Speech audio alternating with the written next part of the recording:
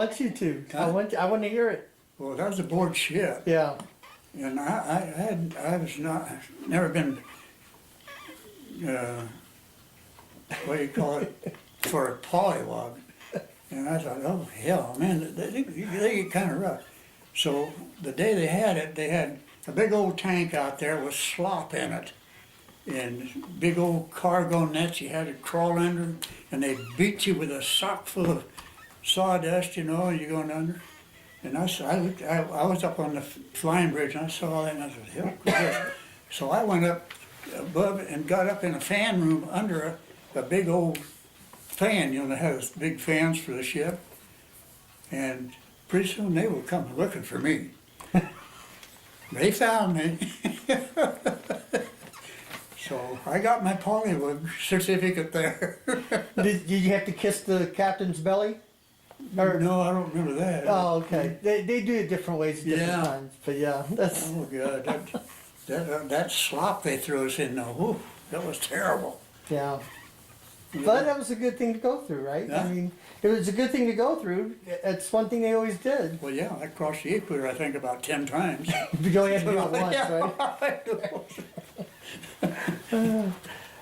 So now you're doing the Navy Department, and what are you doing there?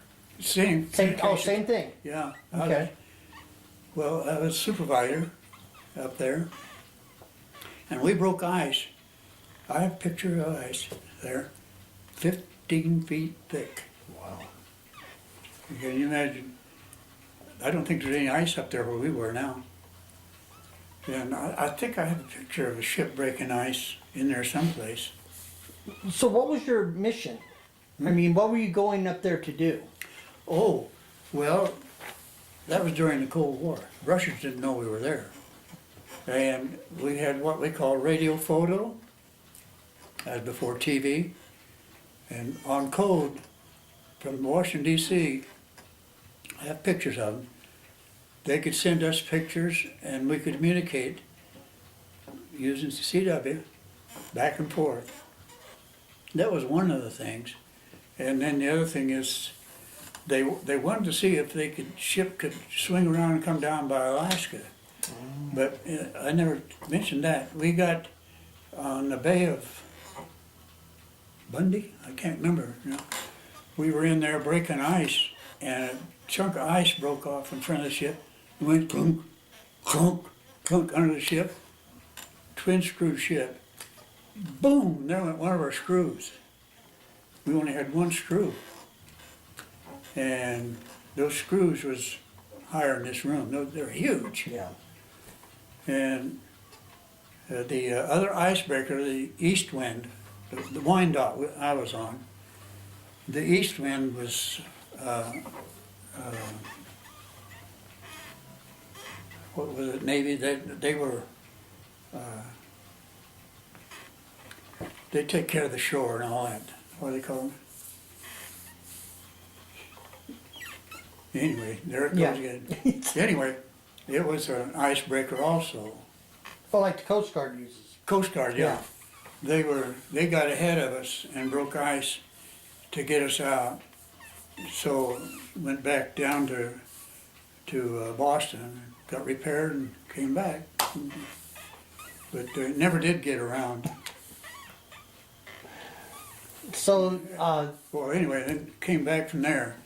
And they said, well, hey, John, since you've been to the North Pole, the guy says, you want to go to the South Pole? We're going to have an expedition down there. I says, no. I said, I've had enough ice. And I went to Guam. yeah, oh, no ice in Guam. No, it was hot there. This experience, though, I was a communication supervisor there too. How many guys did you have working with you or under you? Well, different places were different. Like on Guam, there was probably 25 or 30. And when I was at Patuxent River, I had about 35 waves. Oh, okay. They weren't all on the watch at the same time, but we had rotating hours. And in that process, there was about 35 waves. Was there much? Did you guys get along very good? Well, I married one of them. But it only lasted 3 years. Okay. Yeah. So, How did the men treat the women then? they loved it. Well, besides the obvious, did they consider their work just as useful? And The women? yeah, Oh, they were as good as men. yeah, They did an excellent job. good, good. Yeah, I've experienced that even working with women. I worked for Ford Aerospace here. One of the women I worked with, she was a graduate of Purdue. She was one of the smartest women I ever worked with. Boy, she helped me out plenty. And I never had a college education, even though I did go to night school and all that, but she had her degree. And she was a smart woman. Good.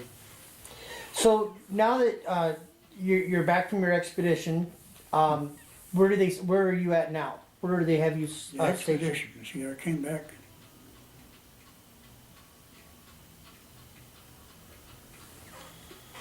Oh, I think that was, I came out of the service then. What year was that? Was that 53? 1950, I think. 1950? Okay. Yeah. Well, there's a little interim there. I wound up in a hospital in Oakland and had a little problem there. They were going to transfer me to a communications weather ship outside of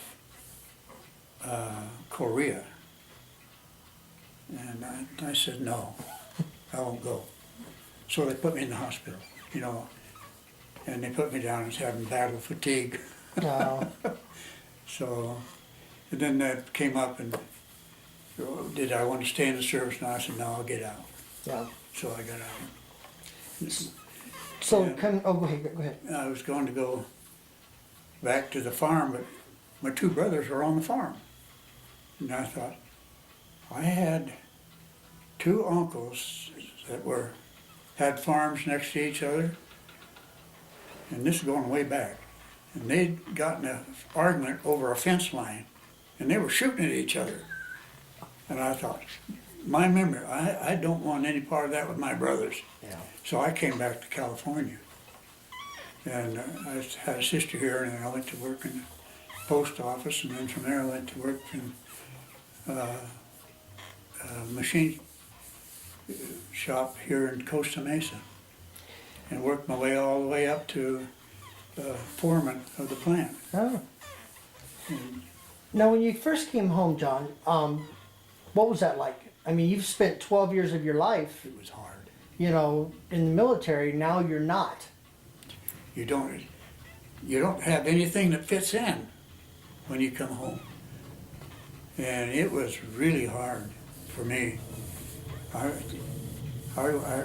worked just odd jobs that I could find, and I found I didn't really like the job, but it was a job of working where they made the food for the mink farms. It was horse meat and all that, and I worked there for 6 months. I mean, it was just a job. And then that's when my ex got to fooling around, finding other friends, and I said, heck with that, and I came to California. Yeah. And that was where I wound up. Were you able, while you were on the ship, were you able to stay in contact with your family at all? Did they write you or Well, yeah, well, we had emails. emails You know or what email? is? I think there's one in there, Of email? yeah. Okay, yeah. I'll have you show me that in a little bit here. Well, you have to look for it. I know it's in there someplace. Yeah, we had emails, we communicated. Yeah. Also, I wanted to ask you, we're almost done with this part. Do you belong to any of the military groups like VFW, American Legion? I joined the Veterans of Foreign Wars on Midway, Station 811. I paid my dues and all that. That's the last I ever heard of it. That was the last time I joined. That when you first got home, did you keep in contact with any of the guys that you served with? One fella, Smitty, the fella was on the gun with me. My sister Iris, she was a real pretty girl, and he always wanted to date us. He lived in Denver, so I called him one night. I said, "Hey, Smitty, we'll go in the mountains. You want to come up and have a date with Iris?" And man, he got up there, but they didn't have it. It wasn't their thing. Yeah. But other than that, that's about the last time I had any contact with anybody. Okay. And John, how do you think your wartime experiences have affected your life? Well, I never really thought of it that way. I wouldn't want to say I want to do it over again, but let's say it educated me. Okay. I got a better perspective of life from my service time and all that. Okay, good. Yeah. Okay, well, I'm going to pause this for a second so we can go over to the books. Okay. That's the Ariga. That's the ship I was on for about 3 years. Okay. AK-98. I didn't. There. Well, that's it there. Isn't it? You have to. I have to get my magnifying glass out. Is that the Ariga? That is the.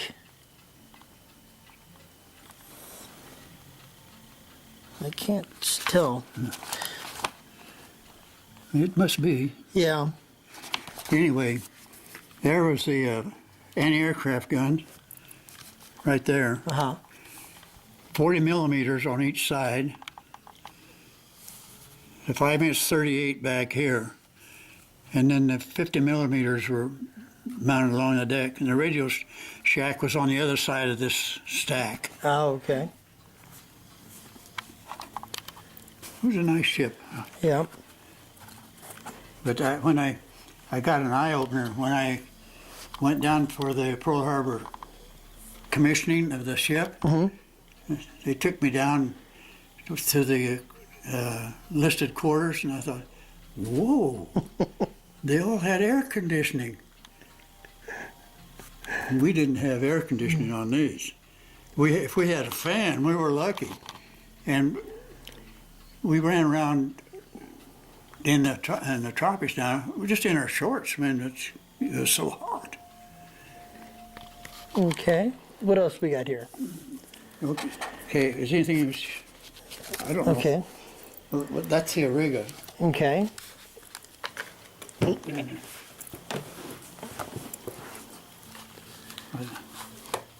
I didn't know how to bring this up. Well, that's the Ariga.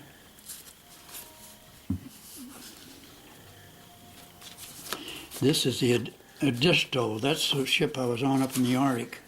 Oh, okay. There's a better picture here someplace. There it is. That's the icebreaker. Oh, okay. Yeah.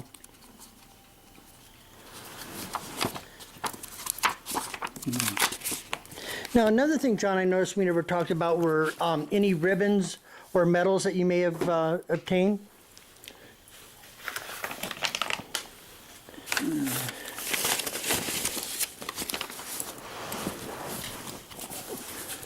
don't know what's there.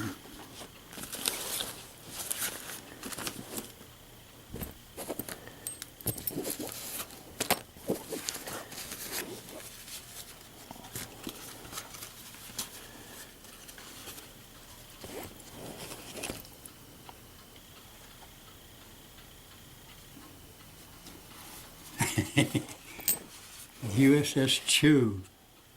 Menu for, what was it for? It must have been for Thanksgiving. Uh-huh. USS Chew. Okay. Well, I don't know. Like I say, I didn't know what to get out here, how much you want to get into it. Oh, that's okay. Just kind of an idea of what you had. I got all kinds of notes and stuff, but I didn't know what that'd be.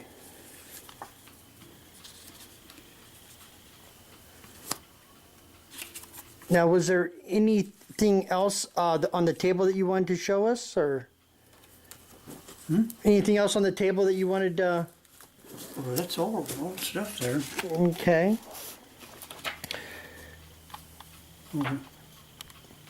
Is this mine?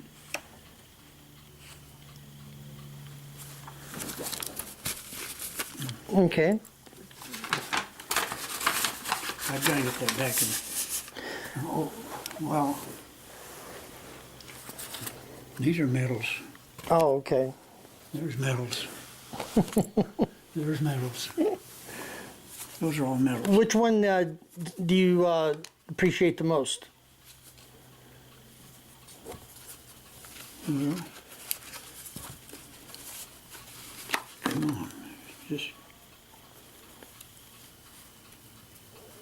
that must have fallen out of here. Yeah. Well, I don't remember which ones are which.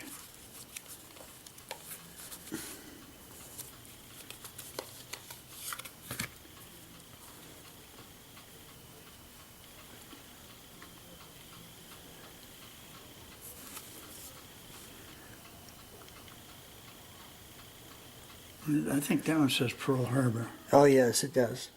Okay. All right, good. Thanks, John. And I just have basically two more questions for you. Okay. And one we've already kind of talked about was any experiences you had with the Red Cross, which you kind of told us about. Yeah. Anything else that you remember about that, or? No, not offhand. No. Okay. And then the last thing I have for you is, Oh, I don't remember one time. okay, When my ex was acting up, I was on Guam. I think I went through the Red Cross, and they acted on that for me. okay, yeah, They that's got good. information for me. I can't remember what it was. Okay, I remember good, that. good. The last thing I have for you is, it's not a question as much as it's a chance for you to make a final statement for the interview. So it could be about anything you want, something we may have forgotten to talk about, but it's just a chance for you to leave the last statement for the interview. Okay. So go ahead. Well, give me a start. Well, in other words, what do you feel would wrap this up for you? Well, I've led a long life, and it's been an experience, and I have no regrets. I'm just glad that I was able to contribute to my country, and also that it was my station in life was very satisfactory. I have no qualms about not doing the right thing. I think I did the right thing. I raised a family and all that after getting out of the service, and my daughters got their college education and their master's degrees and all that. And Good. that was really important to me for my girls to be educated. Right. So Okay. Well, John, on behalf of the Greater Long Beach chapter of the American Red Cross Los Angeles region, Library of Congress, and American Folklife Center, again, I want to thank you for your time for this interview and time service for your country. And this interview is now over. Thanks, thank you. John. I enjoyed it.